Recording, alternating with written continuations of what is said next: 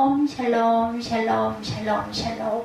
하나님 사랑합니다. 여러분 주 안에서 사랑합니다. 예, 한여름을 향해서 달려가고 있어요. 8시에도 시위가 화내가지고 정말 신기하다는 생각을 요즘에 합니다. 오늘 계시록 6장이죠. 1절에서 17절. 예. Who can stand? 저는 제목을 이렇게 한번 잡아봤고요. 맨 마지막 절에 보면은요, 누가 능히 서리요 하더라, 이 말씀이 Who can stand더라고요. 그래서 예, 그들의 진노의 큰 날이 이르렀으니 누가 능히 서리요 하더라, 이런 내용으로 함께 은혜를 나눠봅니다. 6째 인까지 나오죠. 예, 16절, 17절까지. 이 세상을 향한 하나님의 계획이 기록된 책이 그리스도의 손에 옮겨진 후에 그리스도는 곧 그 인봉을 떼시죠. 1절에 보면, 예, 앞에서부터 보면서 가죠. 내가 보매 어린 양이 7인 중에 하나를 떼신 줄은 왜 여기 16절에 보니까 왜 6째 인까지만 나오고, 저도 7인이라고 그래서 7째 인까지인 줄 알았더니 여기 보니까 6째 인까지만 나왔어요. 그죠? 하늘의 별들이 무화과나무 같아 흔들려 설익은 열매가 떨어지는 것 같이 땅에 떨어지며 하늘은 두루마리가 말리는 것 같이 떠나가고 각 산과 섬이 제자리에서 옮겨지며 땅의 임금들과 왕족들과 장군들과 부자들과 강한 자들과 모든 종과 자유인이 굴과 산들의 바위 틈에 숨어 산들과 바위에 말하되 우리 위에 떨어져 보좌에 앉으시니 얼굴에서와 그 어린 양의 진노에서 우리를 가리라. 그들의 진노의 큰 날이 일어났으니 누가 능히 서리오. 소지인 그지만 되고 말았어요. 그죠? 내가 뭐가 잘못됐나 하고 지금 보니까 이렇게 나왔습니다. 예, 쭉 가다 보면 설명이 나오겠죠. 추석이니까. 예, 내 말과 그 말을 탄 자들의 환상이 앞부분에 나옵니다. 첫째 인을 떼셨어요. 승리의 흰말과 그것을 탄 자다. 예, 2절에 보면 이에 내가 보니 흰말이 있는데 그 탄 자가 활을 가졌고 멸류관을 받고 나아가서 이기고 또 7개의 부분은 8장에 있어요. 8장. 아, 그래요? 8장에 실적도 아니고 심지어 그러니까 해도 계시록은 해도 저는 잊어버렸기 때문에 또 보면서 또 그렇구나 하고 또 근데 꼭 나와 있대요. 보니까 과학적인 근거에도 이런 이야기를 듣고 나면은 40% 정도를 처음에 몇 시간 만에 잊어버린다고 나와 있어서 위로를 받았어요. 몇 시간 만에 40%를 잊어버리고 또 그 이후에 몇 시간 만에 또 나머지 40%를 잊어버리고 그런다 그래서 저야 기억력이 정말 말도 못할 정도이긴 하지만 어쨌든 잊어버리긴 잊어버리는구나 하고 좀 위로를 받았습니다.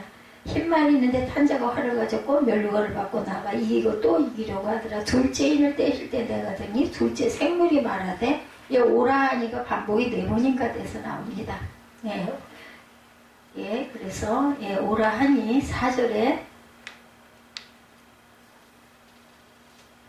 보니까 이에 다른 붉은 말이 나오더라. 그 탄자가 허락을 받아 땅에서 화평을 제하여 버리며 서로 죽이게 하고 또 큰 칼을 받았더라. 이렇게 말하고 있죠. 둘째 인까지 보면은 첫째 인을 떼신 승리의 흰말과 그것의 탄자에 대해서 설명을 하죠. 요한이 가서 본 광경, 거기에는 어떤 사람이 흰말을 타고 있더라. 흰말은 전쟁 때 쓴 말이 아니라 승리한 후에 타는 말이라고 합니다. 승리한 후에 타는 말, 하얀 말은 그런 상징을 갖고 있다고 그래요. 왜냐하면 전쟁 시에는 쉽게 적에게 표적이 되기 때문에 흰말을 안 탄다는 거죠. 근데 승리하고 나면 기쁘다 하는 뜻으로 하얀 말을 탔나 봐요. 또한 그는 멸류관을 받았고 나아가 이기고 또 이기었다. 그 흰말을 탄 자에 대해서는 여러 가지 견해가 있지만 그리스도라고 보지 않는 사람들은 이 세상에 나타날 어떤 강력한 정복자를 의미한다고도 말하고 있다고 해요. 이 세상의 끝에는 그런 강력한 정복자가 나타나 승리의 승리를 거듭할 것이다. 이건 믿지 않는 사람들이 하는 말입니다. 또한 그리스도라고 보면 그는 세상의 어떤 변동이나 변화에도 불구하고 승리하며 그리스도 복음의 왕국을 자리잡아가는 그리스도의 승리를 보여주는 것이다. 내 생물은 24장로와 함께 하나님 보좌 곁에 있다 얘기하죠. 계시록 19장 4절에 24장로와 내 생물이 엎드려 보좌에 앉으신 하나님께 경배하며 이르되 아멘 할렐루야 하니 이렇게 기록되어 있습니다. 이기는 자에게 하나님께서 보좌에 앉게 하시죠. 계시록 3장 21절에 증거했어요. 이기는 그에게는 내가 내 보좌에 함께 앉게 하여 주기를 내가 이기고 아버지 보좌에 함께 앉은 것과 같이 하리라. 죄에 대해서 승리해야 된다. 로마서 6장 6, 7절입니다. 우리가 알거니와 우리의 옛사람이 예수와 함께 십자가에 못 박힌 것은 죄의 몸이 죽어 다시는 우리가 죄에게 종노릇하지 아니하리 함이니 이는 죽은 자가 죄에서 벗어나 의롭다 하심을 얻었습니다. 그렇기 때문에 우리가 죄에게 종노릇을 하지 않는다는 거죠. 죽으면 죄에서 벗어나 의롭다 하심을 얻었다라는 거예요. 왜냐하면 하나님의 은혜로, 예수 그리스도의 은혜로 그냥 그대로 해석하면 되지 않을까. 뭐 어려울 일이 뭐가 있겠어요. 그죠? 이제 자세히 들여다가 읽고 막 얼른 쭉 읽고 넘어가 버리면 무슨 말을 했는지 모르지만 천천히 묵상을 하고 들여다보면 뜻은 다 이해가 됩니다. 둘째 인을 떼셨어요. 붉은 말과 그것을 탄 자 3, 4절에 말씀하고 있어요. 둘째 인을 떼실 때 내가 들은 게 둘째 생물이 말하되 또 여기도 오라 하고 얘기하죠. 이에 다른 붉은 말이 나오더라. 그 탕자가 허락을 받아 땅에서 화평을 제하여 버리며 서로 죽이게 하고 또 큰 칼을 받았더라. 이렇게 말씀하고 있죠. 예. 첫째 인이 떼어지며 요한상이 지나고 둘째 인이 떼실 때도 역시 요한에게 둘째 생물이 오라고 했어요. 요한이 보니 붉은 말이 나왔다. 이 붉은 말은 전쟁과 심판과 대대적인 사육을 의미합니다. 뭐 붉은색이니까 피죠. 전쟁 피. 이 붉은 말을 타고 있는 자는 이 세상에 무서운 심판과 파멸을 가져와요. 첫째 인의 흰 말을 탄 자에 대하여 그리스도라고 보는 사람들은 이 붉은 말을 탄 자가 그리스도에 대항하여 전쟁을 일으키는 세상의 군주로 보고 또한 세상의 정복자로 보는 사람들은 이 붉은 말을 탄 자 역시 세상의 군주 중 하나다 이렇게 봅니다. 어쨌든 둘째 인을 떼실 때 보여준 광경은 무서운 하나님의 심판이 임하여 땅 위에서 평화를 제거하여 사람들을 서로 사육하게 한다. 4절에 해석하고 있죠. 이에 다른 붉은 말이 나오더라. 그 탄자가 허락을 받아 땅에서 화평을 제하여 버리며 서로 죽이게 하고 큰 칼을 받았더라. 그리고 이제 그 5절에 보면은 셋째 인을 떼실 때 이렇게 말하고 있죠. 붉은색은 종기를 상징하기도 한다고 에레미야 애가사장 7절에 증거합니다. 붉은 그 색은 전쟁을 상징하죠. 계시록 6장 4절. 이에 다른 붉은 말이 나오더라. 그 탄자가 4절 허락을 받아 땅에서 화평을 제하여 버리며 서로 죽이게 하고 큰 칼을 받았더라. 이런 마태복음 10장 34절에도 증거합니다. 스가랴 1장 8절, 스가랴 6장 2절에도 같은 말씀이 증거되어 있어요. 붉은색은 사단을 상징하죠. 붉은색이 계시록 12장 3절입니다. 하늘에 또 다른 이적이 보이니 보라 한 큰 붉은 용이 있어 머리가 7이요 뿔이 10이라. 예. 사단이죠. 그 여러 머리에 7 왕관이 있는데 이렇게 말하고 있습니다. 예, 이제 5절에 셋째 인을 떼시죠. 검은 말과 그것을 탄 자. 말들이 색깔이 흰 말, 그리고 붉은 말, 그리고 검은 말이에요. 세 번째. 셋째 인을 떼시자. 이번에는 검은 말이 등장하죠. 검은 말이란 무서운 재앙과 심판을 나타내는 기근과 슬픔의 빛깔. 그래서 우리가 사람이 돌아가면 상복을 입죠. 흰 소복을 입기도 하지만 검은색 옷도 입잖아요. 그죠? 예. 극심한 전쟁이 뒤따르는 것은 바로 기근입니다. 식량이 부족함으로 사람들이 자기 양식을 저울에 달아 먹어야 하는 때가 온다는 거예요. 예, 우리 먹을 거 있을 때 감사하고 먹죠. 그죠? 예, 밀 한 대나 보리 석 대에 한 데나리온이라면 장정이 하루에 품삯을 벌어서 한 사람의 식량밖에 구하지 못한다네요. 평소보다 적어도 10배 이상의 인플레를 의미하는 극심한 기근 상태를 가리킨다. 6절에 말씀합니다. 내가 내 생물 사이로부터 나는 듯한 음성을 들으니 이르되 한 데나리온의 밀한대요. 한 데나리온의 보리석대로다. 또 감람류와 포도주는 해치지 말라 하더라. 한 데나리온이 그 장정 한 사람의 하루 품삯인데, 그죠? 그 한 데나리온이 밀, 한 대는 밀. 또한 보리석대. 예, 이거 가지고 식구들이 입에다가 풀식을 하느냐는 거죠. 더욱 살기 힘든 세상. 예, 감람류와 포도주는 아예 해치지 말라는 것으로 보아서 이 기근은 부유층에게는 별 문제가 되지 않고 지금 우리 땅이 그렇게 변해가고 있죠. 예, 너무나 부익부 빈익빈의 그 차이가 굉장히 커지고 있습니다. 뭐 파산이 되고 어려움이 있고 해도 또 있는 사람들은 아무 상관없이 잘 쓰고 잘 먹고 잘 살죠. 영적인 기근입니다. 아모스 8장 11절에 주 야훼의 말씀이니라 보라 날이 이를지라 내가 기근을 땅에 보내리니 양식이 없어 주림이 아니면 물이 없어 가람이 아니요 여호와의 말씀을 듣지 못한 기갈의 때가 온다. 사무엘상 3장 1절입니다. 죄로 인해서 기근이 또 옵니다. 에스겔 14장 12~13절에 에스겔이 예언합니다. 야훼의 말씀이 또 내게 임하여 이르시되 13절에 인자야 가령 어떤 나라가 불법을 행하여 내게 범죄함으로 내가 손을 그 위에 펴서 그 의지하는 양식을 끊어 기근을 내려 사람과 짐승을 그 나라에서 끊는다 하자. 이렇게 말씀하고 있어요. 영원한 죽음은 하나님의 진노하심이죠. 데살로전서 1장 10절에 또 죽은 자들 가운데 다시 살리신 이의 아들이 하늘로부터 강림하실 것을 너희가 어떻게 기다리는지를 말하니 이는 장래에 노하심에서 우리를 건지시는 예수시다. 이렇게 말씀하고 있습니다. 네. 장래에 노하심에서 우리를 건지시는 예수가 계시기 때문에 우리가 건짐을 받죠. 넷째 인을 대셔야 청황생말과 그것의 탄자가 7절과 8절에 넷째 인을 대실 때 내가 넷째 생물의 음성을 들으게 말하되 오라 하기로 또 네 번째 그죠? 내가 보면 청황생말이 나오는데 그 탄자의 이름은 사마 음부가 그 뒤를 따르더라. 그들이 땅 4분의 1의 권세를 얻어 검과 흉년과 사망과 땅의 짐승들로 죽이더라. 9절에 이제 다섯째 의인이 나타납니다. 넷째 인을 떼신 7절, 8절. 청황색은 옛날부터 죽음의 색으로 알려져 왔다고 그래요. 이 말의 탄자의 이름은 사망이다. 음부가 그 뒤를 따르고 있고 이들은 이 세상의 4분의 1에 해당하는 사람들에 대해 권세를 얻어서 검과 흉년과 사망과 땅의 짐승으로 살육하고 있다. 검, 흉년, 사망, 땅의 짐승 네 가지죠. 4분의 1. 이 넷째 인까지를 통해서 이 세상의 모습은 온통 사육과 심판에 가득 찬 대환란의 모습을 보여줍니다. 이제 이 지상에서의 대환란은 다섯 번째 인을 떼심으로 장소를 바꾸어 새로운 국면을 맞이하게 된다. 음부는 죽음을 뜻하죠. 우리가 다 압니다. 음부의 뜻은. 창세기 42장 38절에 야곱이 이르되 내 아들은 너희와 함께 내려가지 못하리니 그의 형은 죽고 그만 남았습니다. 만일 너희가 가는 길에서 재난이 그에게 미치면 너희가 내 흰머리를 슬퍼하며 수월로 내려가게 하면 되리라. 누구예요? 베냐민을 두고 얘기하는 거죠. 막내 아들. 음부는 악인이 주고 형벌받는 곳이기도 합니다. 마태복음 11장 23절에 가버나움과 내가 하늘에서까지 높아지겠느냐 음부에까지 낮아지리라. 내게 행한 모든 권능을 소돔에서 행하였더라면 그 성이 올까지 썼으리라 얘기하고 있습니다. 그러니 얼마나 무서운 재앙이 내려진다는 거죠.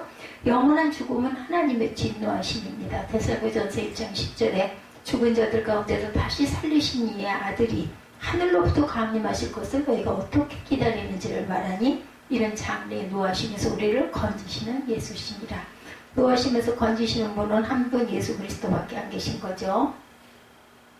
다섯째 인을 떼셔야 순교자들의 호소가 있습니다. 죽음당한 영혼들의 호소와 천지의 변동 9절입니다. 다섯째 인을 떼실 때 내가 보니 하나님의 말씀과 그들이 가진 증거로 말미암아 죽임을 당한 영혼들이 제단 아래에 있어 큰 소리로 불러 이르되 거룩하고 참되신 대주제여 땅에 거하는 자들을 심판하여 우리 피를 갚아주지 아니하시기를 어느 때까지 하시려나이까 각각 그들에게 흰 두루마리를 주시며 이르시되 아직 잠시 동안 쉬되 그들의 동무 종들과 형제들도 자기처럼 죽임을 당하여 그 수가 차기까지 하라 하시더라. 숫자가 찰 때까지 그렇게 해라 말씀하십니다. 넷째 인까지 지상에서의 환란은 일단 나긴 안 나고 하늘에서 새로운 환란이 예고적으로 나타납니다. 요한이 다섯째 인이 떨어진 후 본 환상에서는 하나님의 말씀으로 인해 죽음을 당한 영혼들이 제단 안에서 큰 소리로 외치는 것이 보입니다. 순교자들은 거룩하신 하나님께 호소하기를 땅에 거하는 악인들을 심판하여 자기들의 피를 시원하여 주지 아니하시기를 어느 때까지 하실 것이냐라고 이렇게 말하고 있어요. 그러나 하나님은 그 순교자들에게 흰 두루마리를 주시며 잠시 동안 호소하기를 쉬며 그들의 순교자 동료들이 죽임을 받자 그 정해진 수가 차기까지 기다리라. 저도 하얀 두루마리가 하늘에서 내려오는 걸 봤는데 이 숫자가 채워지면 하나님은 그들을 박해했던 압제자들에 대한 공의로운 심판을 내리실 것이다. 마귀의 증오로 순교를 하죠. 요한일서 3장 12절에 보면 가인같이 하지 말라. 그는 악한 자에게 속하여 그 아우를 죽였으니 어떤 이유로 죽였느냐? 자기 행위는 악하고 그의 아우의 행위는 의로움이라. 히브리서 11장 4절에도 증거합니다. 저 그리스도의 핍박으로 순교하죠. 계시록 13장 15절에 보면 그가 권세를 받아 그 짐승의 우상에게 생기를 주어 그 짐승의 우상으로 말하게 하고 짐승의 우상에게 경배하지 아니하는 자는 어찌든지 다 죽이게 하더라. 경배를 안 했다가는 다 죽어요. 음녀 바벨론의 증오로 순교합니다. 계시록 17장 5, 6절에 그의 이마에 이름이 기록되었으니 비밀이라 큰 바벨론이라 땅의 음녀들과 가증한 것들의 엄이라 하였더라. 그러니까는 그 악한 사단에게 경배를 하지 않으면 다 죽어요. 순교해서 구원을 얻게 됩니다. 그때가 되면 그냥 구원은 없습니다. 계시록 17장 6절에 또 내가 보면 이 여자가 성도들의 피와 예수의 증인들을 피에 취한지라 내가 그 여자를 보고 놀랍게 여기며 크게 놀랍게 여겼다. 필요하다면 순교를 감당해야 합니다. 우리는 사도행전 21장 13절입니다. 바울이 대답하되 여러분이 어찌하여 우로 내 마음을 상하게 하느냐? 나는 주 예수의 이름을 위하여 결박당할 뿐 아니라 예루살렘에서 죽을 것도 각오하였노라 하니. 네, 이럴 때가 온다라는 거죠. 여섯째 인을 떼셔요. 12절에 보면 내가 보니 여섯째 인을 떼실 때 큰 지진이 나며 해가 검은 풀로 짠 상복같이 검어지고 달은 온통 피같이 되며, 해가 검은색으로 되는 거는 월석인가요? 계기 일식이라고 하죠. 네, 그러면 해가 검어지는 거는 일식 맞죠? 하늘의 별들이 무화과 나무가 태풍에 흔들려 설익은 열매가 떨어지는 것 같이 땅에 떨어지며 하늘은 두루마리가 말리는 것 같이 떠나가고 각성과 섬이 제자리에서 옮겨진대요. 그러니까 뭐 땅이 뒤집어지는 거죠. 섬들과 산이 섬이 제자리에서 막 옮겨지고 뭐 산이 바다가 되고 바다가 산이 되고 뭐 이런 식으로 뒤집어진다라는 거죠. 땅의 임금들과 왕족들과 장군들과 부자들과 강한 자들과 모든 종과 자유인이 굴과 산들의 바위 틈에 숨어 산들과 바위에게 말하되 우리 위에 떨어져 보좌에 앉으시니 얼굴에서와 그 어린 양의 진노에서 우리를 가리라. 그들의 진노에 큰 날이 이르렀으니 누가 능히 서리요 하더라. 자, 이 공포, 산과 바위에게 이르기를 자기들 위에 떨어져서 가리우라고 말할 정도로 무서워요. 누가 서겠느냐는 거예요. 그들은 그렇게라도 숨겨지기만을 바라고 있습니다. 근데 뭐 그게 숨겨지겠습니까? 그렇게 해서 가려진다 한들 영원한 세계인 새하늘과 새 땅의 창조가 일어납니다.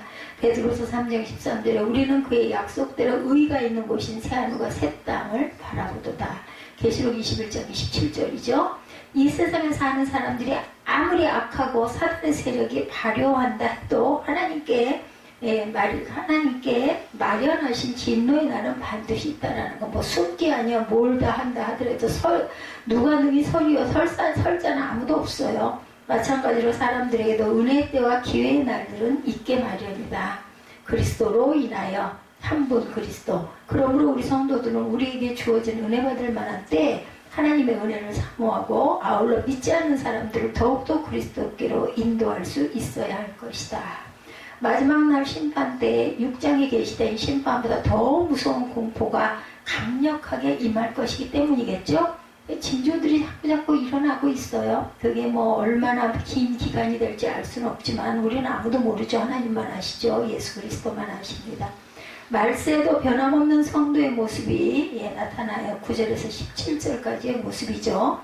어린 양이 7인을 뗄 때 사건들이 일어나는데 그것은 예수님 오시기까지 세상은 점점 악해진다는 것을 보여줍니다. 이기고 이기려는 악한 자가 세상을 장악하는 일, 악이 횡행하고 말탄 자들이 성도를 탄압하는 세상, 1인 그 넷째 인의 결과, 1에서부터 넷째 인의 결과입니다. 앞이 설치는 세상에서 믿음을 지키는 자들은 고난을 당하죠. 고난당하고 순교를 해야 건져집니다. 이렇게 해서 순교한 자들이 하늘에서 하나님께 탄원하는 장면이 5째 인의 내용이라는 것. 5번째인 그 순교자들의 기도예요. 9절과 10절에 보면 5째 인을 떼실 때 내가 보니 하나님의 말씀과 그들이 가진 증거로 말미암아 죽임을 당한 영혼들이 제단 아래에 있어. 10절이죠. 큰 소리로 불러 이르되 거룩하고 참되신 대주제여 땅에 거하는 자들을 심판하여 우리 피를 갚아주지 아니하시기를 어느 때까지 하시려니까 이렇게 얘기하죠. 예, 아주 부르짖는 거죠. 말세는 순교자가 계속 있을 거라고 가르칩니다. 순교자가 등장하죠. 요한이 계시록을 기록할 당시에 도미티아누스 황제 때 그 황제 숭배를 강요로 말미암아 이미 많은 순교자들이 나왔어요. 그런데 지금 순교자가 그때 순교자들보다 더 많다고 하네요. 우리나라에서는 지금 정말 상징적으로만 듣고 있지만 실제 순교의 사람들이 그렇게 많대요. 아직 탄압을 당하면서도 목숨을 바치는 사람들이 많다라고 통계학적으로 그렇다고 합니다. 그 이전 네로 황제 때도 많은 순교자가 있었어요. 그러한 로마 시대에 10번에 대한 핍박이 있었다고 합니다. 마찬가지로 세상 마지막 때에도 믿는 자들을 핍박하는 시대가 온다라는 거예요. 벌써 이렇게 순교자들이 많으니까 믿지 않는 나라, 그리고 막 정말 전도하려고 가면은 막 잡아 죽이고, 그렇죠. 그냥 다 죽는다고 그래요. 마태복음 24장에도 예수님 오시기 전에 이런 핍박이 있을 것이다 예언이 되어 있습니다. 24장 9절입니다. 마태복음. 그때 사람들이 너희를 환난에 넘겨주겠으며 너희를 죽이리니 너희가 내 이름을 위하여 모든 민족에게 미움을 받으리라. 전도하는 자들이 민족들에게 미움을 받는다. 잘 믿으면 미움받게 돼 있다라는 거예요. 이 핍박을 당연하게 여겨야 된다는 겁니다. 순교자와 성도들의 반응은 어땠나? 10절. 하나님 우리 피를 신원하여 주옵소서 기도죠. 왜냐하면 기독교 핍박이 당하는 이들에게는 너무나 길게 느껴지기 때문이에요. 이 코로나 3년여 정말 기가 막힌 시절을 우리가 걸어오지 않았습니까? 근데 지금은 좀 나아졌는데 또 뭐가 또 뒤에 또 빵 터질지 딱 그냥 기다리는 시간 아닌가 하는 생각이 들 정도로 이렇게 해서 그냥 아무렇지도 않게 조용하게 점점 코로나는 없어지고 전염병은 하나도 없으면 얼마나 좋겠어요. 근데 왠지 그런 조짐이 느껴지지 않아요. 왜냐하면 성경에는 그렇게 기록이 돼 있으니까 자꾸 일어날 것이다 이거지. 이제 시작이에요. 시작. 그죠? 정말 성경하고 똑같아 이런 얘기들 많이 하죠. 요즘 일어나는 징조와 전염병과 이런 천재재변과 이런 것들이 너무나 똑같다고 믿지 않는 그러한 학생들도 그런 이야기를 많이 합니다. 어떻게 그럴 수가 있어? 메뚜기가 튀어나왔다고 뭐라 하더라면서요. 똑같다고. 세상에는 핍박이 있어요. 지금 이 시대에도 마찬가지. 벌써 이미 시작이 됐죠. 예수님께서 이 땅에 오셔가지고 돌아가시면서 내가 다시 오겠다 할 때 벌써 이미 오셨어요. 나오죠. 왜 어떻게 오셨어요? 성령으로 우리에게 각 사람에게 오신 거예요. 그래서 벌써 이미 열려 있습니다. 예수님이 오신 것이. 그동안 공산주의 국가에서 핍박이 있었고 많은 순교자가 있었어요. 지금 시대도 마찬가지. 지금도 중국 종교의 자유를 인정하는데 전도의 자유는 없던 전도하면 죽인다고 그래요. 핍박이 있을 수밖에 없는 사회 구조를 갖고 있다라는 거. 북한은 안 그렇습니까? 그렇죠. 초대교회 때보다 현대 더 순교자가 많다. 초대교회 때 순교자와 지난 20세기 순교자를 비교하면 어느 시대에 순교자가 많았을까? 정답은 20세기 순교자가 훨씬 많다고 제가 말씀드렸죠. 데이비드 B. 바레트 교수가 조사한 바에 의하면 예수 그리스도의 시대 이후 지금까지 기독교 순교자의 수는 약 7천만 명에 이른다고 합니다. 그런데 그 중에 절반 이상은 20세기에 발생한 순교자라고 합니다. 우리 생각에는 그죠? 그 예전에 그 순교, 초대교회 때가 많은 것 같은데 실제는 그렇지가 않대요. 우리가 그런 곳에서 많이 떨어져서 정말 평화로운 땅에서 우리가 살고 있으니까 그렇지 정말 그 핍박하는 그곳에 있는 사람들은 그냥 죽는 거예요. 그냥. 그러니 그 예수 그리스도의 구원이 만약에 없다면 얼마나 억울하겠어요. 우리가 채무가 새 땅을 바라보고 우리가 다 일어날 것이다. 우리 영혼은 하나님께서 건져주실 것이다. 이런 소망이 있으니까 웃으면서 돌아갈 수 있지 않겠나 저는 그렇게 생각합니다. 틀렸다고 하고 뭐라고 누가 무슨 말을 하든 저는 그렇게 마음에 오니까 그냥 저는 그대로 설교합니다. 그럼 성경에 있는 말씀이기도 하고 1917년과 1950년 러시아에서 살해된 그 정교회 교인들과 그 외 기독교인들의 수가 1,500만 명 정도가 된다고 그래요. 중국에서는 1900년까지 최소한 20만 명의 외국인들과 기독교인들이 의화 운동으로 죽었다고 합니다. 1950년대, 1980년대 중국 공산당 정부로 인해 죽어간 이들은 약 70만 명이 된다 그래요. 아프리카 우간다, 이디아민 정권 아래 1971년부터 79년 사이에 30만 명의 기독교인들이 순교했다고 그래요. 순교한 곳에 예수를 믿는 사람들이 꽃이 피고 마을이 촌락들이 예수를 믿는 동네가 되고 뭐 그런 얘기 우리 들으면서 그렇게 해서 정말 모두 다 성시화가 됐네 하지만 거기에 이 피 뿌리는 이 생명들의 피는 말할 수도 없는 거죠. 이렇게 현대에 이르러 순교자가 증가하는 결정적 이유는 공산주의 국가들 때문이다. 여기 안 망해. 응? 그리고 이슬람 증가 이것 때문에. 그러므로 알아야 할 것은 공산주의 무신론 사상은 역사상 가장 악랄한 적그리스도에 해당하는 반기독교적 사상이라는 거. 그러니까 적그리스도라는 게 무슨 사단 마귀라고 하면은 막 우리는 상상하기를 시커먼 뿔 달린 뭐 이에는 피를 가득히 머금고 막 무서운 이빨을 드러내는 이런 그 사탄의 모습을 이렇게 상상하지만 사상이 사상이 사단이에요. 사상이 사상이 사단이라는 거. 우리는 공산주의 특히 제가 아까 그랬죠. 귀신 들렸다라는 얘기. 안 믿는 사람이나 좀 이상하게 보는 사람들 뭐야 저런 소리를 왜 이렇게 느낄지도 모르지만 제가 얘기하는 건 뭐냐면 온전한 생각을 바르게 하지 않고 자꾸 절망적인 세계로 자꾸 그 상상을 하고 빠져들어가면 그 사단이에요. 그게 뭐 다른 얘기를 하는 게 아닙니다. 뭐 이상한 신비주의적인 얘기를 하는 게 아니에요. 그러니까 이해하는 사람이니까 제가 얘기를 한 겁니다. 남들한테 제가 요즘 말을 해놓고는 어머 깜짝했어요. 무슨 얘기를 하다가 자꾸 저에게 이제 요즘에 다가와서 나는 빨리 와야 되는데 이렇게 질문을 하면서 물어보는 분들이 계셔요. 제가 너무 수영을 열심히 긴 시간을 쉬지 않고 하는 걸 보면 신기하게 보는 사람들이 있어요. 그래서 무슨 말을 하다가 말고 저는 기도하는 사람이니까요 했더니 이렇게 쳐다보는데 그 눈빛이 이상한 눈빛을 딱 저는 직감을 한 거예요. 목사니까 기도하는데 제가 뭐 제 신분을 얘기할 필요는 없는 거고 그냥 나온 대로 얘기를 했는데 아이고 오해할 수도 있겠구나. 그 이상하게 느낄 수도 있거든요. 기도하는 사람이라고 하면 요즘에 그렇지 않아도 코로나 때문에 교회들이 엄청난 핍박인데 교회를 일컬어서가 아니라 예전에 보면 그 이상한 신비주의에 물든 사람들이 기도한다 소리들을 많이 해서 어떤 그런 색깔로 저를 바라보는 것 같아가지고 저는 수용하는 내내 기도합니다. 저는 기도하는 사람이니까요. 했다가 왔구나 했어요. 너무나 왔구나 하는 생각이 조심해야 됩니다. 항상 절제를 할 줄 알아요. 이게 너무 지나침이 모자란만 못해요. 항상 보면 그냥 객관적으로 얘기를 할 때는 그런 오해를 받지 않도록 조심을 해야 되죠. 그러므로 복음으로 그리고 또 그런 게 있더라고요.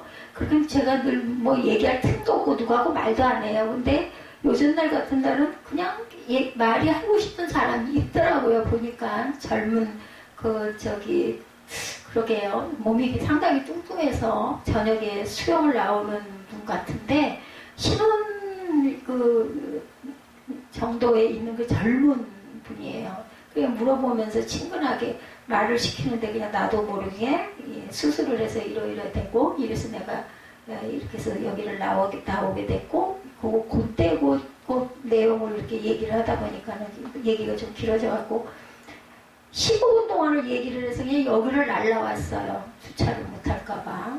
항상 40분에서 50분 사이에는 와야 차 세울 수가 있는데 오니까는 얼마나 빨리 달려왔는지 날라왔어요. 55분 됐더라고요. 거기서 15분, 20분이 지체가 돼가지고 출발을 한 게 거의 40분 가까이 그렇게 해서 왔는데 55분에 도착을 했으니까 정말 날라왔죠. 그런데 요즘은 확실히 코로나가 많이 물러간 건 맞는 것 같아요. 그전에는 뭐 자리가 하나도 없었는데 자리가 꽤 많이 남아있어. 아이고 할렐루야 하면서 주차를 했습니다. 핍박의 대표적 나라 북한이죠.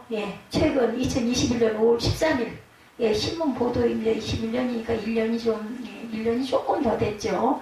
미국 국무부에서 발표한 사항입니다. 미 국무부 종교자유의 보고서에 북한이 세계의 최악이다 이렇게 발표가 됐다고 합니다. 미국의 발표에 의하면 북한 내 수용소에 수감된 기독교인이 5만에서 7만 명, 많게는 20만 명에 달한다고 하네요. 이렇게 기독교를 핍박하는 나라가 북한인데 한국의 어느 그 종북 목사님은 목사님이라고 해야 되나 목사라고 해야 되나 모르겠네요. 김정은 미워한 것을 회개하라고 외친다고 하네요. 그냥 목사해야 되겠네요. 그죠? 영적으로 미워한 것을 미워해야 한다. 영적으로 미워한 것을 미워해야 된다. 현재도 핍박이 있는 곳 이슬람 국가죠.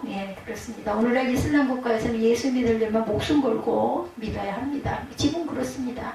이슬람 국가에서는 배교자는 친엄마라도 죽여라 이렇게 가르친다고 해요. 정말 공산주의 딱 표본이네요. 그죠? 친엄마라도 배교자는 죽여라. 이거 공산주의들이잖아요. 서로 감시한다면서요. 가족끼리도. 그런 명예살인이 인정되는 나라이기 때문에 기독교로 개정했다가는 가족들에게조차도 언제 죽음을 당할지 모른다고 합니다. 가족에게도 죽음을 당한다는 기가 막히죠.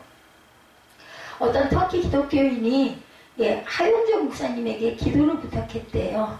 아주 오래전에 돌아가셨죠. 하용조 목사님. 언제 죽을지 모르는 공포를 이기게 해달라고 기도를 부탁했다고 그래요. 이는 친척, 부모 포함해서 언제 명예살인을 저지를지 그들이 기가 막히죠. 저희들 이 땅에 그런 땅에 안 살게 된 게 얼마나 감사한지 몰라요. 우리가 선택한 게 아니잖아요. 이 땅에 사는 거는 하나님의 은혜예요. 우리가 이렇게 힘이 드니 어쩌니 뭐가 부족하니 월급이 안 나오니 돈이 모자니 그런 건 다 소용없어요. 정말 복되게 사는 겁니다. 이런 내용을 이렇게 저는 이렇게 발췌된 내용을 보다 보면은 와 정말 나 여기서 이렇게 살고 있는 거 천국이 따로 없다 이런 생각이 듭니다. 그러므로 이슬람 국가에서는 전도도 목숨 걸고 그렇잖아요. 죽죠. 이렇게 해서 순교들을 당한다는 거. 순교자들의 기도에 대한 하나님의 응답입니다. 그런데 순교자들의 기도에 대한 하나님의 응답은 11절에 각각 그들에게 흰 2마리를 주시며 이르시되 아직 잠시 동안 쉬되 그들의 동무 종들과 형제들도 11절 각각 그들에게 흰 2마리를 주시며 이르시되 아직 잠시 동안 쉬되 그들의 동무 종들과 형제들도 자기처럼 죽임을 당하여 그 수가 차기까지 하라 하시더라. 참 죽임을 당하여 수가 찰 때까지 죽임을 당해야 돼. 나도 그 숫자 안에 들 수도 있고 그죠? 수가 차기까지. 하나님의 응답 내용은 조금 더 인내하면서 기다려라 하는 말씀이죠. 수가 차기까지. 기다려라도 하나님의 응답이에요. 기다려라는 하나님의 거절이 아니죠. 기다리라는 웨이트예요. 웨이트 그죠? yes, no, wait 세 가지라고 그러죠. 기도의 답은. 그래서 하나님의 때가 있으니 조금만 기다려라. 또 기다리라는 말씀에는 순교자의 피를 하나님은 결코 잊지 않고 기억하시고 계신다는 답변입니다. 그러니까 어차피 죽을 거 순교해서 확실하게 그죠? 면류관이나 따고 조금 일찍 가더라도 그 순간이 좀 무서워서 그렇지 하나님이 힘 주시고 마음 주시면 왜 못하겠어요. 어차피 사는 게 그렇게 아주 달콤하기만 한 것도 아니고 힘들고 어려울 바에는 차라리 맨날 조금 일찍 가고 순교에 그 피 흘림으로 인하여 온전한 구원이나 이루자 이런 마음도 올 수 있을 것 같습니다. 하나님 마음을 주시면 하나님은 하늘나라를 위해서 희생한 피를 결코 잊지 아니하시죠. 하나님 기억하시는 죽음은 결코 헛된 죽음이 아닙니다. 1956년 미국 명문대학을 졸업한 예화입니다. 그 5 청년들이 에콰도르 아우카 마을에 선교사로 왔어요. 그 중에 피트라는 청년은 신혼여행도 포기하고 선교사로 갔다고 합니다. 이제 다들 주변에서 비쳤다고 그러겠죠. 며칠 후 피터의 아내는 무전을 받습니다. 그러니까 신혼여행을 안 가고 남편은 선교사로 갔고 아내는 떨어져 있었겠죠. 무전을 받았대요. 흥분한 인디언들이 몰려오고 있다. 기도해달라. 그리고는 소식이 끊어졌다고 합니다. 죽었겠죠. 이들은 아우카족이 살고 있는 인근 해변에 도달한 지 5일 만에 아우카족에게 무참히 살인이 됩니다. 구조대원들이 찾아갔을 때는 모두 시체로 변한 뒤였다고 해요. 제대로 복음을 전하기도 전에 그냥 죽임을 당한 거죠. 당시 미국 대표 언론이었던 라이프와 타임지는 이 무슨 낭비란 말인가 이란 헤드라인으로 청년들의 죽음을 대서 특별했다고 합니다. What the West인가요? West, W-A-S-T 웨스터. 무슨 낭비란 말인가. 언론은 이들의 죽음을 개인과 가족뿐 아니라 국가적인 낭비라고 비난했다고 그러네요. 언론들은 경쟁적으로 살해된 젊은이들의 가족을 인터뷰했다고 합니다. 한 기자가 진 엘리엇의 아내 엘리자베스와 인터뷰하면서 이 무슨 낭비란 말입니까? 또다시 이야기를 했다고 해요. 그래서 엘리자베스는 즉시 대꾸했다고 그러죠. 아니, 낭비라니요. 예, 그런 말씀하지 마세요. 내 남편 진 엘리엇은 어린 시절부터 이 순간을 위해서 준비된 사람입니다. 잃어버린 영혼에 다가가 복음을 전하기 위해서 일생을 준비했고 그렇게 살다가 하나님 곁으로 갔습니다. 이것이 낭비입니까? 다시는 내 남편의 죽음을 낭비라고 말하지 마세요. 안 해도 될 자격이 있네요. 그죠? 저 같아서 땅을 치면서 이랬을 텐데 개 죽음을 했어. 개 죽음을. 목사니까 그러지는 않겠죠. 저도. 예, 보통 사람들은 그런 줄 알겠어요. 이 무슨 낭비란 말인가는 너무 멋진 표현이고요. 우리나라 보통 사람들은 그러지 않겠냐고요. 미치지 않았냐. 신혼여행이나 좋게 가서 잘 살 일이지 왜 거기는 가가지고 가자마자 복음은 전해보지도 못하고 개죽음을 했냐 이러지 않았겠냐는 거죠. 그냥 보통 사람들, 우리 믿는 사람들 그러진 않죠. 근데 정말 가슴이 아프겠죠. 얼마나 마음이 아프겠습니까. 제가 그 아내였다면 정말 아무리 그래도 저는 퍼대고 앉아갖고 막 울었을 것 같아요. 다리를 막 비비면서 이거 어떻게 나는 이랬을 것 같습니다. 근데 왜 안 따라갔지? 애기도 없었을 텐데 그냥 차라리 신혼여행 나도 거기 따라갈래 해가지고 차라리 또 같이 그냥 손 딱 붙잡고 그냥 가는 게 더 좋았어. 근데 남아서 또 전도를 해야지. 그죠? 아내가. 그 선교사의 부인들이 모두 20대였다 그래요. 남편들이 이루지 못한 사명 우리가 완수하자. 그렇죠. 이렇게 되죠. 결심하고 남편들이 순교한 아우카 마을로 가서 이 아우카 마을죠. 기억나네요. 이 이야기 있었어요. 그래서 40년이 지난 후에 아우카 마을은 전 주민들이 모두 예수 믿는 기독교 마을로 변화가 됩니다. 하도 이런 얘기들을 많이 읽다 보니까 그냥 기억은 하나도 없어요. 근데 얘기를 하다 보면 이게 생각이 나는 거죠. 선교사를 살해한 5명의 인디언 중 4명이 목사가 됐대요. 세상에. 살해를 당해서 피가 그 인디언에게 배어 들어가서 목사로 변화가 된 거예요. 그죠? 예. 피로. 그 피로 구속을 받았네요. 정말로. 그죠? 이 사례에서 우리는 알 수 있는 것. 하나님은 순교자의 기도 결코 잊지 않고 갚으시나 단지 하나님이 보호하시는 그때를 우리가 모를 뿐입니다. 그렇죠? 네, 중국이 가장 기독교가 부흥한 곳, 문화혁명 때 가장 순교자가 많은 곳이라고 합니다. 통계학적으로 조사한 거죠. 자, 6번째 인입니다. 천재지변. 누가 계시록 보고 막 어렵고 뭐 무섭고 막 이상하고 좀 재밌기만 한데 12절에서 14절입니다. 내가 보니 6째 인을 떼실 때 큰 지진이 나며 해가 검은 털로 짠 상복같이 검어지고 달은 개길식이지. 달은 온통 피같이 되며 하늘의 별들이 무화과 나무가 대풍에 흔들려 설익은 열매가 떨어지는 것 같이 땅에 떨어지며 하늘은 두루마리가 말리는 것 같이 떠나가고 각 산과 섬이 제자리에서 옮겨졌다. 천재지변이죠. 이것들은 특히 말세에 일어날 현상들이라고 합니다. 그러니까는 그 예전보다 많아졌어요. 그죠? 쓰나미도 많아지고 화산도 일본 같은 나라는 막 터지고 휴화산들이 그죠? 큰 지진과 해가 검어지고 달이 피같이 되고 하늘의 별들이 떨어지고 삶과 섬들이 옮겨지는 현상 11절에서 14절 한마디로 천재지변입니다. 근데 문자 그대로 해가 검어지고 별들이 지구에 떨어지면 어떻게 될까? 해가 검어져서 열기를 잃으면 지구는 빙하기가 와서 그대로 멸망한다고 합니다. 추워가지고 그죠? 또 지구에 10km만한 유성 하나가 떨어져도 해일과 생태계 변화로 지구는 멸망한다고 과학자들이 이렇게 계산한다고 그래. 그러니 이런 그 내용을 연구하고 보는 분들은요, 사람의 힘으로는 할 수 있는 게 아무것도 없는 거예요. 이런 거는 어떻게 당할 수가 없죠. 아무리 무슨 부귀영화 그건 보화가 많으면 뭐합니까? 이건 방법이 없어요. 보면 그대로 별이 하나가 아니고 별들이 여러 개 떨어지면 지구는 멸망이죠. 그래서 이것을 보통은 문자 그대로 해석하지 않고 말세 천재 재변 같은 일들이 자주 일어난다는 말씀을 해석을 합니다. 이상하게 기상 이변들이 많이 일어나죠. 지금도 그죠? 근데 앞으로는 더 심할 거라는 거죠. 근데 저는 이런 걸 하나도 몰라도 그냥 생각만 해봐도 당연히 점점 더 심해질 것이다.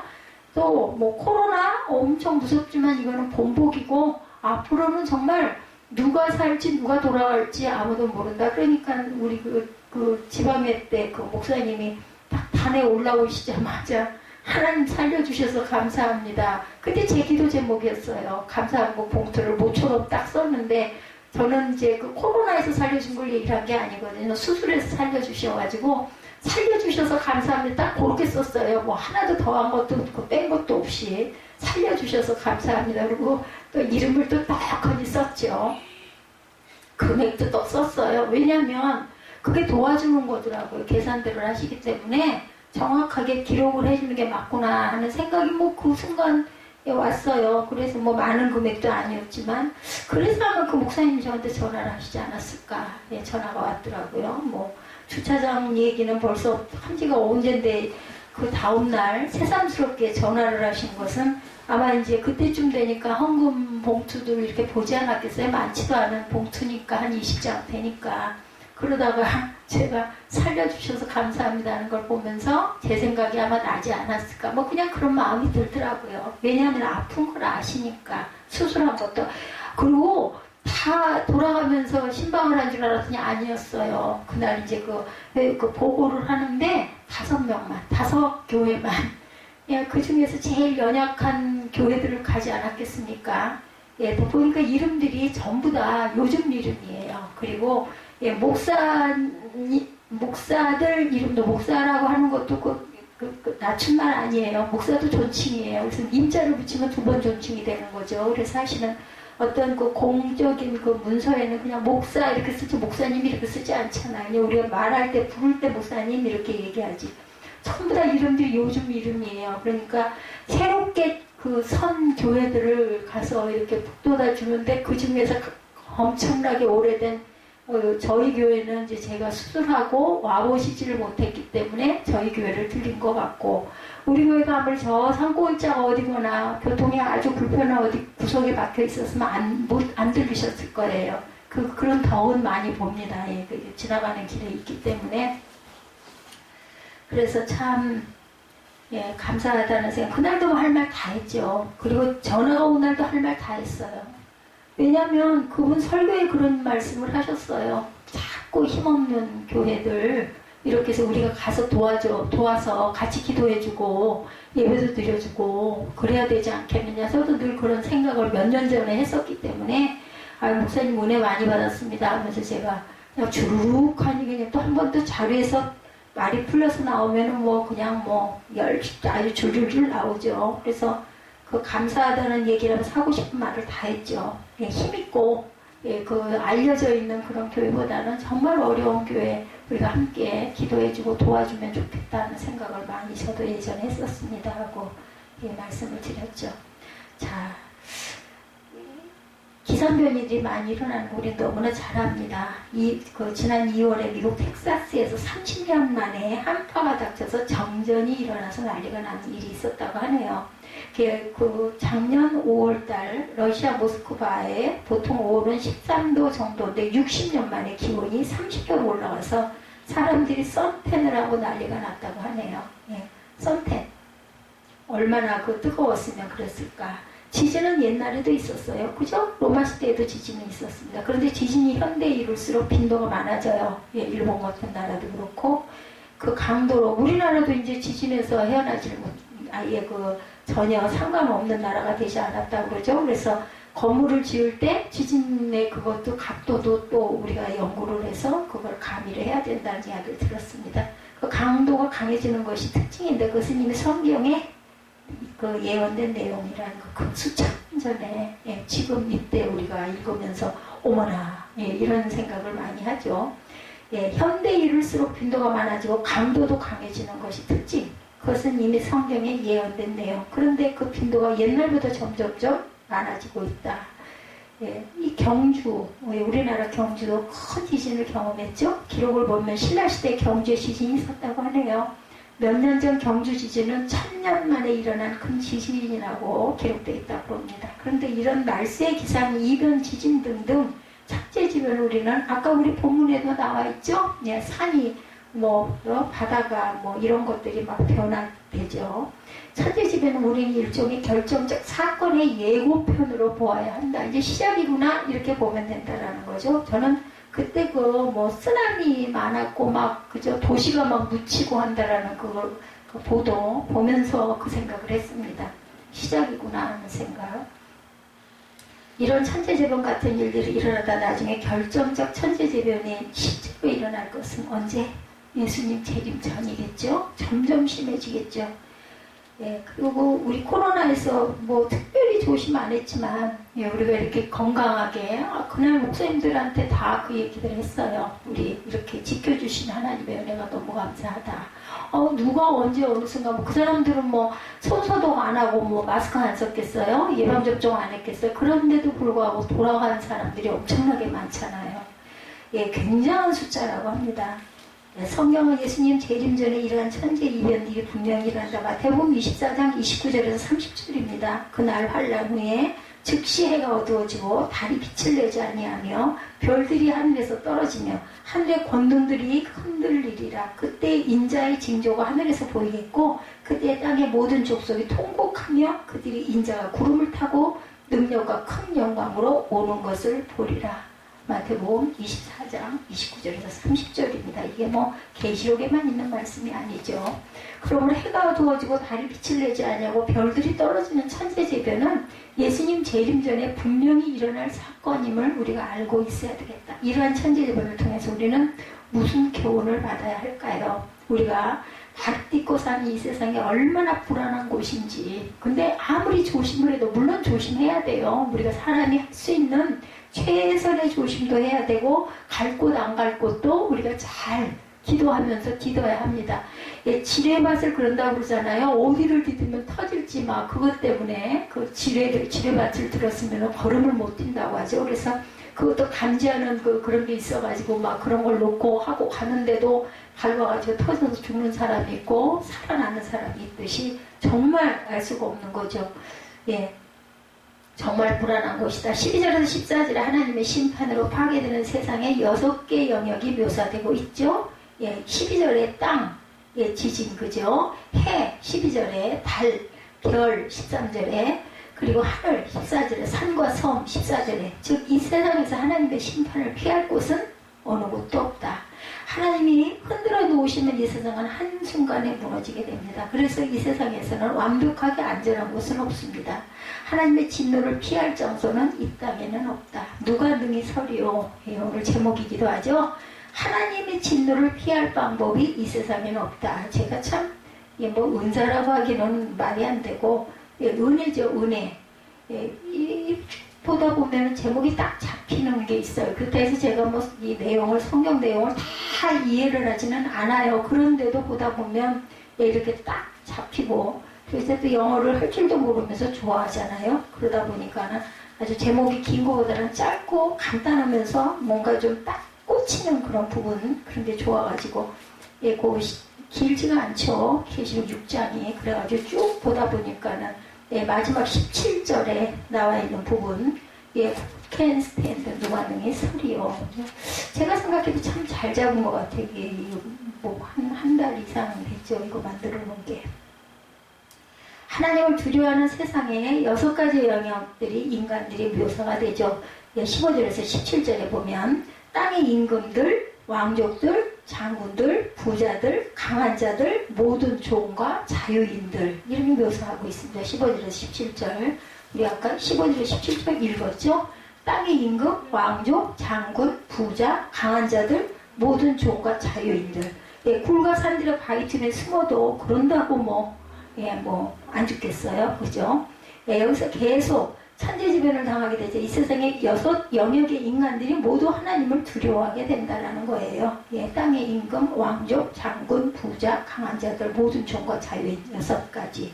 세상의 6가지 영역이 파괴되고 인간의 6계급들이 지금까지 우상을 숭배하며 하나님을 두려워하지 않았는데 이제는 두려워한다. 근데 때가 늦을 수도 있다는 거 항상 조심해야 되겠죠. 그래서 계시록에서 6이라는 숫자는 인간의 숫자로 666이 뭐예요? 짐승의 숫자다 이런 얘기를 하죠. 그래서 부패의 숫자다, 우상의 숫자다, 짐승의 숫자다. 하나님은 이런 심판을 통해서 사람들의 우상을 부수어 버리기를 원하십니다. 중국 사천성, 스촨성이라고 하네요. 선교사로 갔던 강하전 선교사의 간증에 이런 글이 있어서 소개합니다. 강 선교사는 중국 서해안에서 사역할 때 중국 서안, 서해안이 아니라 서해안은 우리나라 있죠. 중국 서안이라는 곳에서 사역할 때 당시 중국은 2003년 사스, 이 이름은 제가 들어봤어요. 전염병 사태가 한번 있었다고 그래요. 하나님이 기도하게 하시는데 사스와 비교할 수 없는 큰 심판이 있다 준비하라는 말씀을 받고 2006년 40일 금식 기도를 했다고 합니다. 그러면서 기도운동을 일으켰는데 2008년이 되자 그곳에 있는 한인교회 목사님이 기도 감동을 받아서 40일 금식을 또 하셨대요. 거기 계신 목사님 한 분이. 그리고 또 이웃 선교사님 한 분도 기도 감동을 받아서 또 40일 금식 기도를 하셨답니다. 그래서 교회의 기도 운동이 일어나서 2008년 1월부터 5월까지 선교사들과 목사들이 거의 매일 돌아가면서 금식 기도를 했다고 그래요. 그러다가 2008년 5월 12일 스촨성 대지진이 발생하여 사망자 7만 명, 실종자 17,000명이 발생한 사건이 터지고 말았다고 하네요. 그런데 지진이 일어난 후에 깨달은 것은 하나님이 그 지진으로 중국의 우상을 깨뜨리셨다라는 걸 깨달았다고 합니다. 그러니까 지나가면 그걸 깨닫게 되는 거예요. 우리가 그래서 우리는 성경을 보고 있으니까 알지만 순간 당한 사람들 이 무슨 웬 난리야 이렇게 되겠죠. 무슨 우상인가?